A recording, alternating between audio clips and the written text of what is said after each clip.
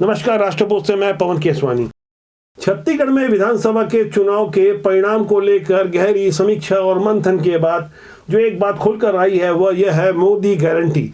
दरअसल यही मोदी गारंटी राजस्थान, मध्य प्रदेश और छत्तीसगढ़ में बहुत तेजी से प्रसारित हुई, जिसका परिणाम चुनाव में भारतीय जनता पार्टी को आशा से कहीं ज्यादा सफलता के रूप में देखने को मिला।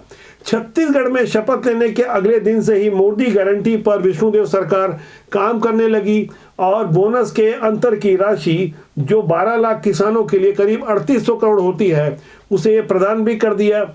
एक महीना हुए है सरकार को बने, उनके कामकाज को लेकर लगातार चर्चा होती रही। विभिन्न सोशल मीडिया प्लेटफॉर्म पर एक महीने के काम के बाद विष्णुदेव सरकार टॉप 10 करने लगी। ये कैसे हुआ, इसे हमें जानना समझना बहुत जरूरी है कि आखिर एक महीने में ऐसा क्या कुछ कर दिखाया सरकार ने जो पूरी दुनिया का ध्यान छत्तीसगढ़ की विष्णुदेव सरकार की तरफ गया। 13 जनवरी को राज्य सरकार के एक माह पूरा होने पर इंटरनेट मीडिया पर सुशासन का एक महीना नंबर 1 पायदान पर ट्रेंड करता रहा। छत्तीसगढ़ सहित अन्य राज्यों से इंटरनेट मीडिया के यूजर राज्य सरकार के सेवा, सुशासन और उपलब्धियों से भरे एक महीने को लेकर अपनी भावनाएं साझा करते रहे। फोटो, वीडियो, रील आदि क्रिएटिव पोस्ट के साथ लोग सरकार के कार्यकाल की चर्चा करते रहे। इस चर्चा में यह बात भी शामिल रही कि आखिर 31 रुपए प्रति क्विंटल धान की पूरी कीमत कब मिलेगी। फिलहाल धान का समर्थन मूल्य मिल रहा है, लेकिन घोषणा पत्र में जैसा कि भारतीय जनता पार्टी की ओर से यह दावा किया गया था कि धान का समर्थन मूल्य 3100 रुपए किया जाएगा, इस दिशा में राज्य सरकार का पक्ष यह है कि फिलहाल समर्थन मूल्य दिया गया है और जो अंतर की राशि है वो एक मुश्त ही प्रदान की जाएगी, जैसा कि घोषणा पत्र में वादा किया गया था। जब घोषणा पत्र का नाम मोदी गारंटी दिया गया है तो जाहिर तौर पर ऐसा होके रहेगा जैसा कि घोषणा पत्र में दावा और वादा किया गया था। यहाँ गौर करने वाली बात यह है कि छत्तीसगढ़ के किसानों से प्रति एकड़ 21 क्विंटल धान की खरीदी की जाएगी।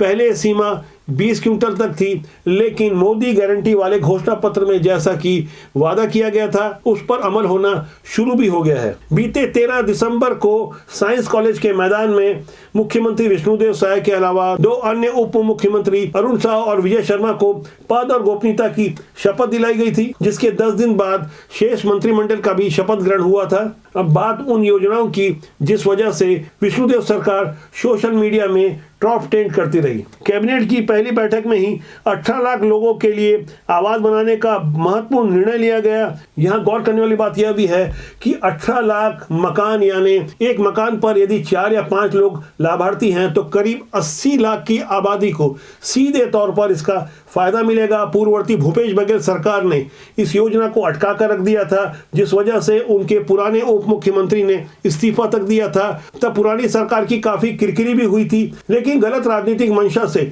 इस योजना को अटका कर रखा गया था, जिसे विष्णुदेव सरकार ने अपनी पहली बैठक में क्रिया रूप में परिणित करने की दिशा में एक कदम आगे बढ़ा दिया है। यहाँ गौर करने वाली बात यह है कि बीते 15 मार्च 2023 को भारतीय जनता पार्टी के द्वारा प्रधानमंत्री आवास के मुद्दे पर ही विधानसभा का घेराव किया गया था, जमीन की लड़ाई लड़ी गई थी। अब जब सरकार बन गई है भारतीय जनता पार्टी की, तो कैबिनेट की पहली बैठक में ही आम गरीबों के लिए, जरूरतमंदों के लिए 18 लाख मकान देने का रास्ता साफ हो चुका है। इसी कैबिनेट बैठक के माध्यम से पूर्ववर्ती डॉक्टर रमन सिंह सरकार के द्वारा जो वादा किया गया था किसानों को बोनस की राशि देने का, लेकिन 2018 में भाजपा की सरकार नहीं रही तो किसानों को बोनस की राशि भी पूर्ववर्ती सरकार के वायदे के अनुसार नहीं दिया जा सका, जिसे विष्णुदेव सरकार ने 3800 करोड़ रुपए चुकाकर करीब 12 लाख किसानों को वो राशि दे दी गई है। यानी कुल मिलाकर मोदी गारंटी में जो जो योजनाएं थी उसका अक्षरशः पालन किया जा रहा है। इसी तरह जनहित में करीब 68 लाख लोगों के लिए एक और निर्णय लिया गया। अंत्योदय एवं प्राथमिकता राशन कार्ड परिवारों को अगले 5 सालों तक निःशुल्क खाद्यान्न वितरण जारी करने का निर्णय लिया गया, जिसमें राज्य के 67,92,153 राशन कार्डधारी परिवारों को इसका सीधा लाभ मिलेगा। बीते एक महीने में 4 कैबिनेट की बैठक हो चुकी है, यानी ऑन एवरेज हर सप्ताह कैबिनेट की बैठक हो रही है, जिसमें हर बार कुछ बड़े निर्णय लिए गए। शायद यही कारण रहा होगा कि विष्णुदेव सरकार सोशल मीडिया में टॉप ट्रेंड करती रही, जिसका शीर्षक था सुशासन का 1 महीना। जैसे कि आप अपने स्क्रीन में देख पा रहे हैं, इसमें युवाओं की भी अहम भूमिका रही होगी, क्योंकि सोशल मीडिया यूजर ज्यादातर युवा होते हैं। जब सीजीपीएससी के मामले को सीबीआई में देने का कैबिनेट बैठक के माध्यम से निर्णय लिया गया, तो उसके बाद मानो पूरे छत्तीसगढ़ में इसकी प्रशंसा होने लगी।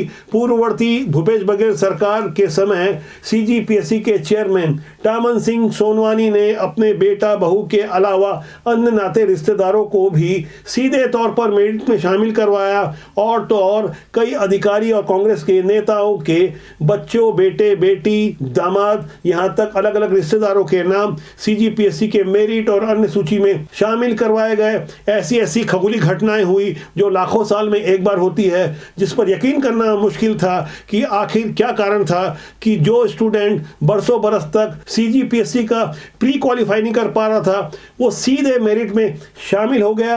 यदि समय रहते बीते मई या जून में ही इसकी जांच सीबीआई या निष्पक्ष रूप से होती तो शायद बात कुछ और होती, लेकिन अब भारतीय जनता पार्टी की छत्तीसगढ़ में सरकार है, तो यहाँ सीबीआई जांच की अनुमति दे दी गई है। शायद ये कारण होगा कि सीजीपीएससी के इस मेरिट घोटाले में संलिप्त कई अधिकारी या तो भूमिगत हो गए हैं या अपने बचाव के लिए कुछ और रास्ते खोज रहे हैं। लेकिन यहाँ तब भी प्रश्न खड़ा होता है कि आखिर युवाओं के साथ इतना बड़ा अन्याय कैसे हुआ, जिन्होंने बरसों बरस तक मेहनत की, तपस्या की और उनकी योग्यता को गलत साबित किया गया। फिलहाल उम्मीद की जा रही है कि सीबीआई जांच से दूध का दूध और पानी का पानी हो जाएगा। इसी तरह विष्णुदेव सरकार का एक और निर्णय जो चर्चा का विषय बना रहा, वो यह है कि छत्तीसगढ़ की पुरातन संस्कृति को वैश्विक पहचान दिलाने की दिशा में राजिन कुंभ को एक बार फिर से शुरू करने का निर्णय लिया गया है, जिसे पूर्ववर्ती भूपेश बघेल सरकार ने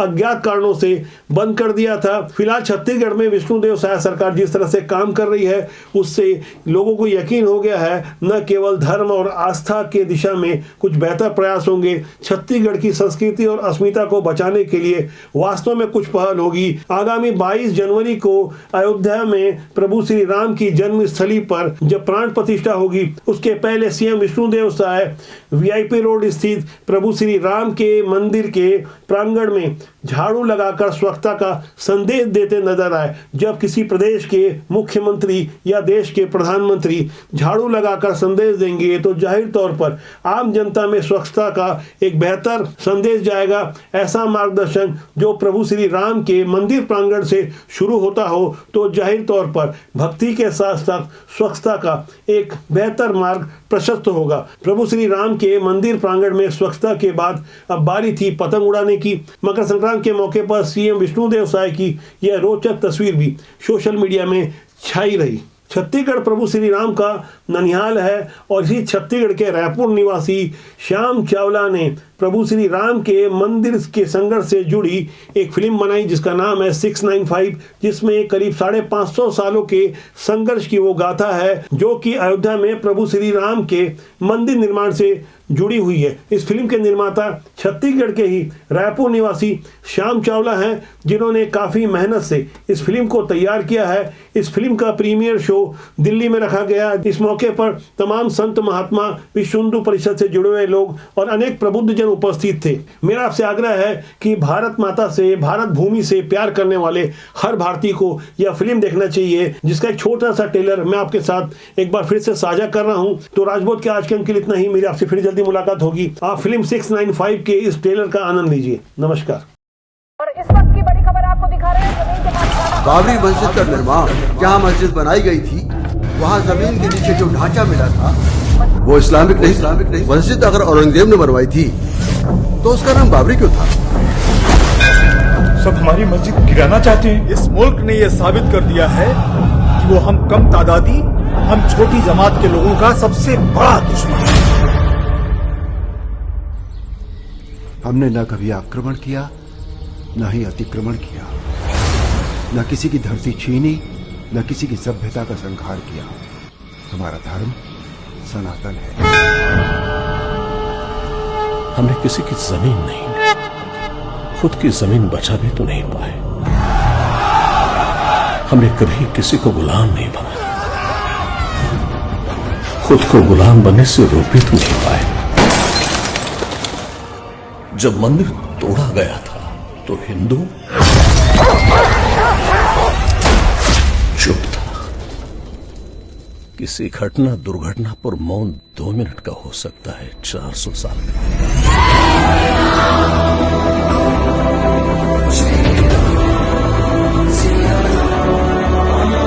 राम मंदिर हमारे लिए एक सांस्कृतिक धरोहर है, लेकिन कुछ लोग इस बात से सहमत नहीं हैं कि वो श्री राम की जन्मभूमि है। अगर हमसे हमारी मस्जिदें छीनी गई तो उसका अंजाम बहुत ही खौफनाक होगा। जमाल साहब, हम कोई जुगाली करने वाले जानवर नहीं है जिसे आप कलमा पढ़कर काट दें। अपने ही अधिकारों के लिए हिंदू दर दर की ठोकरें खा रहा है।